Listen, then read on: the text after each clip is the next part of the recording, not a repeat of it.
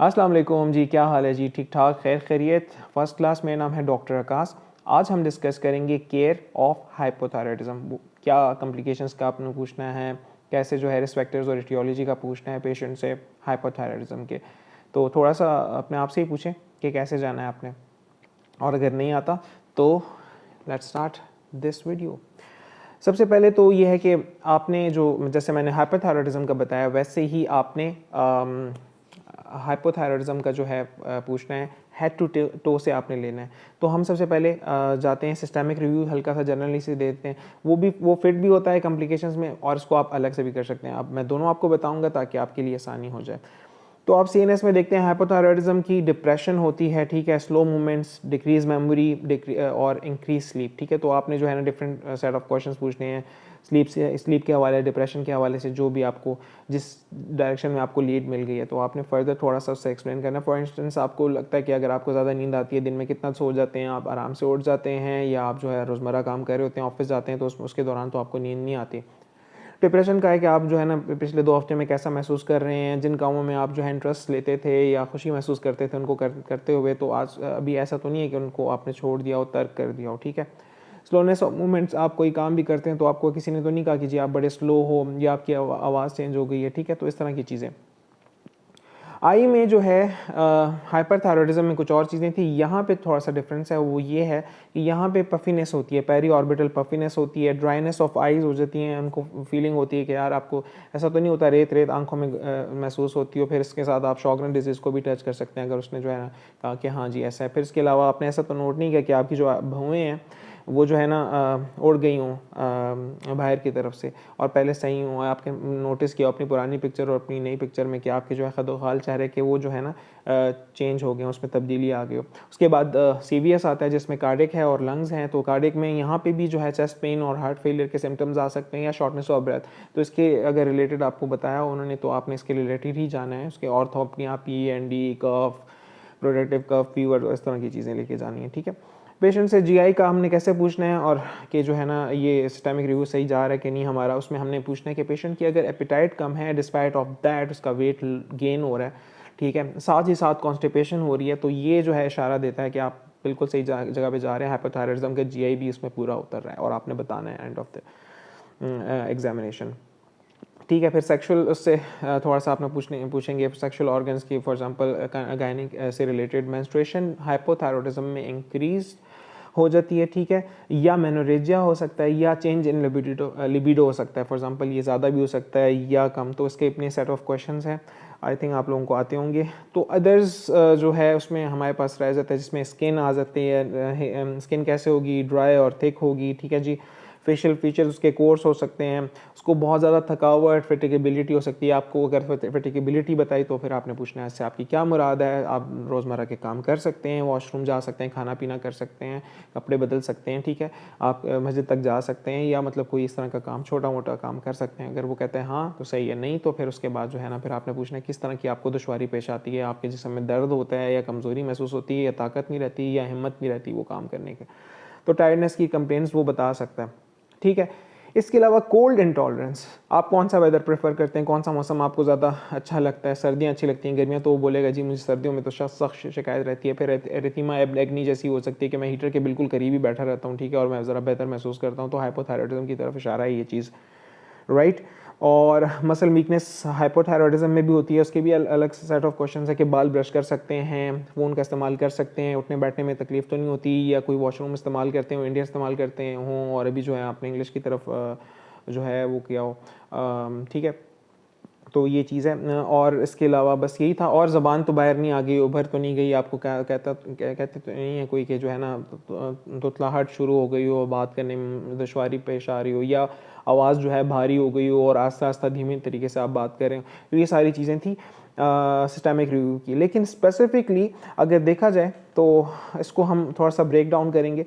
अभी हम आते हैं एटियोलॉजी और कॉज। तो क्या कॉज होती है हाइपोथायरॉयडिज्म की, हाइपोथायरॉयडिज्म की क्या कॉज होती है, सबसे पहले जो आपके जहन में आ रही है वो आप बताएं, ठीक है। बिल्कुल मैं उसी की तरफ आ रहा हूँ, हाशीमोटोस, ठीक है, MO, ठीक है। तो जो है हाइपो, ठीक है, एक तो मोटोज़ भी है, तो आप सोच सकते हैं कि यार वेट गेन, तो हाशिमोटोज़ को आप इस तरह जो है ना ग्रेस, क्योंकि काफ़ी जो है कन्फ्यूज़ हो जाता है। हाशिमोटोज़ का आपने बीमारी का नाम ले लिया, पेशेंट को तो नहीं पता, आपने किस तरह पूछना है उसके, आपने पूछना है कि अभी हाल ही में बच्चे की पैदाइश तो नहीं हुई, ठीक है, इस तरह के आप, क्योंकि उसके साथ जो है पेरीपार्टम थायराइडाइटिस उसके साथ काफ़ी इंटरलिंक्ड है, या ऑटोइम्यून डिजीज़ का आपने पूछना है, फिर जो है ना वो बीट सेलियक डिजीज़ या जो है अपना जो जितने अदर डिजीज़ हैं सच एज़ डायबिटीज़ हो गई, अपनी परनेशियस एनीमिया हो गया, तो उस तरह की आप जो है ना उसकी कंप्लेंट्स, एनीमिया की कंप्लेंट्स पूछ सकते हैं। डायबिटीज़ की जो है भूख तो ज़्यादा नहीं लगती, प्यास तो नहीं लगती, जो है ना छोटे पेशाब ज़्यादा तो नहीं आता, बार बार तो नहीं आता, वज़न जो है कम या ज़्यादा तो नहीं हो गया, ठीक है, तो इस तरह की चीज़ें पूछ सकते हैं। एसएलई का पूछ सकते हैं, और जो ऑटोइम्यून का आपको जो है ना बेहतर लग रहा हो, सिग्निफिकेंट लग रहा हो, तो आप उस वक्त ये पूछ सकते हैं। सेकेंड कॉज जो है वो कैसे पूछना है, उससे फिर आपने गैस करने के मैं क्या पूछ रहा हूँ आपके, जो है ना गले की कोई अभी अभी जो है ना कोई ऑपरेशन तो नहीं हुआ, सर्जरी तो नहीं हुई, ठीक है, तो पोस्ट सर्जरी हाइपोथायरॉयडिज्म। अच्छा मुझे बीबी ये बताएं कि कोई जो है आपको शुआओं के ज़रिए कोई इलाज तो नहीं हुआ, ठीक है, ये भी हो सकता है। और ये भी हो सकता है कि उसने कोई फॉर एग्जांपल कोई काम कर रहा हो वो न्यूक्लियर पावर प्लांट वगैरह में, जो कि बहुत कम है, थ्योरी समझने के लिए मैं आपको बता रहा हूँ, तो वो रेडिएशन एक्सपोजर शुआओं के इलाज या कुछ ऐसी चीज़ आपने ली हो जिसके बाद जो है ना आपको लगा हो कि जो है आपका ये मसले मसाइल ज़्यादा हो गए हैं, ठीक है। रेडियोएक्टिव आयोडीन का पूछ सकते हैं, ठीक है। अब ड्रग्स की बात करते हैं, तो कौन कौन सी ड्रग्स हैं।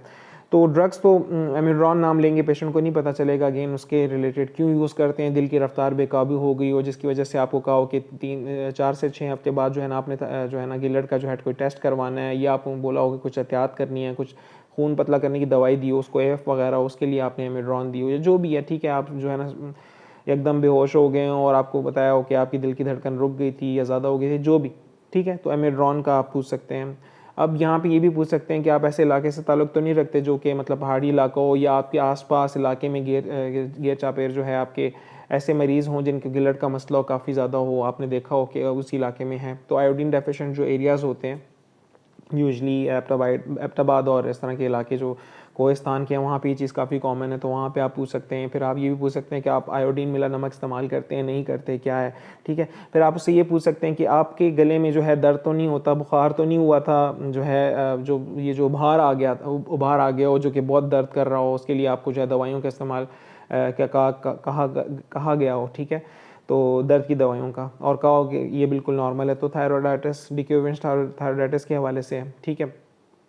फिर इसके बाद यहाँ पे एक और पॉइंट है कि आप यहीं पे आप बोलें कि यार हाइपोथायरॉयडिज्म है, तो उसके साथ दूसरी जो डिजीज़ थे, फॉर एग्जांपल पैन हाइपोपिट्यूटरिज्म, उसके हवाले से क्वेश्चन पूछ सकते हैं कि आपकी ग्रोथ में मसला है, या फिर ये भी पूछ सकते हैं शिहान आपकी जो है ना हमल के दौरान ऐसा तो नहीं है कि बहुत ज़्यादा खून बह गया हो और उसकी वजह से आपको बहुत ज़्यादा खून की बोतलें लगी हों, फिर उसके बाद आप ठीक हों, फिर अभी आके जाके अब ये प्रॉब्लम है, या आपके आखिरी बच्चे की क्या उम्र है, उसको आपने जो है ब्रेस्ट फीड करवाया था कि नहीं, या ऐसा तो नहीं है कि प्री जो है मतलब वक्त से पहले जो है मीनोपॉज शुरू हो गया हो। तो ये सारी चीज़ शियान्स की तरफ जो हैं आपके इशारे करते हैं, ठीक है।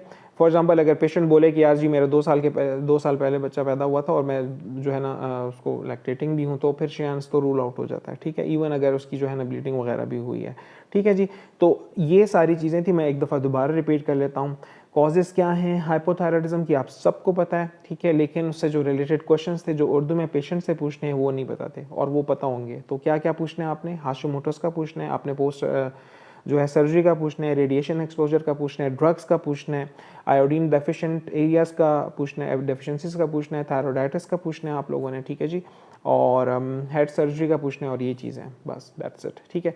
इसके बाद हम बात करेंगे कॉम्प्लिकेशंस का, तो वो सिस्टेमिक रिव्यू में भी ऑलरेडी कवर हो गया था, लेकिन यहाँ पर अगर हम क्रिटिकल से कॉमन की तरफ जाएंगे तो हमें ज़्यादा आसानी होगी। उसमें पेशेंट से पूछना कैसे है, पहले तो आपको पता होना चाहिए कि कॉम्प्लिकेशंस क्या हैं हाइपोथायरॉयडिज्म की। सबसे क्रिटिकल कॉम्प्लिकेशंस क्या है हाइपोथायरॉयडिज्म की, जिस तरह हाइपरथायरॉयडिज्म में थायरोटॉक्सिक स्टॉर्म था, तो यहाँ पे उसका जो भाई है वो है मिक्सएडिमा कोमा। कैसे प्रेजेंट करता है, एक तो ये है कि इमरजेंसी कंडीशन है तो ईआर में एटिपिकल वक्त में प्रेजेंट कर सकता है, ठीक है।